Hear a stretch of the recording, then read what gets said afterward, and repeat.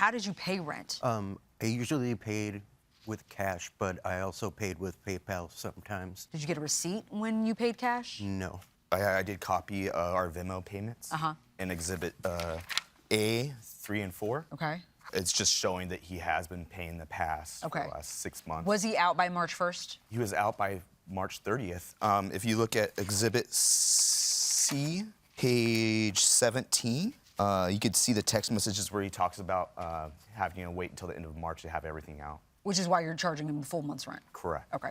Judge Juarez. Mr. Rodell, you used a term I've never heard before in your complaint. You said you were the lead tenant. Oh, I like Tell me what a lead tenant does. I make sure all the bills are paid. Were you the only one on the lease with the landlord, or? No, we were all on the lease. All the roommates were. Okay, so you were kind of the self-appointed leader. I feel like no one would go up to bat unless it was me. You got lucky, sir. I mean, he paid your rent for you when you couldn't pay it, and ultimately he took it upon himself to be the buck stops here guy who paid if somebody couldn't pay. But if you do that, you got to keep better records to get paid back. You got it? Yes. Are you still there? Yes. Do you have new roommates? I have one new roommate, and I'm looking for another one right now. You also said, as lead tenant, you decide what everyone pays. We all agreed to it. Put it in writing next time. I have a text message on December 28th of 2003 saying that it was going to go up $40. What am I looking at there? It says, hey, man.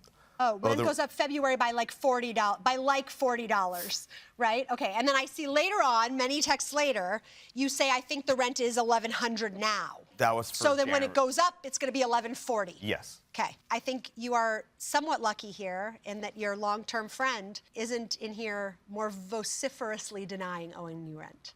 Correct. Because I think it is his candor that is gonna make this maybe a little easier than it might otherwise have been. So I'm going to go ahead and open this up. Thank you. Did you pay the $1,684 share of the defendant to the landlord? Actually, it was $2,600 because you can't just give a security deposit away. Right.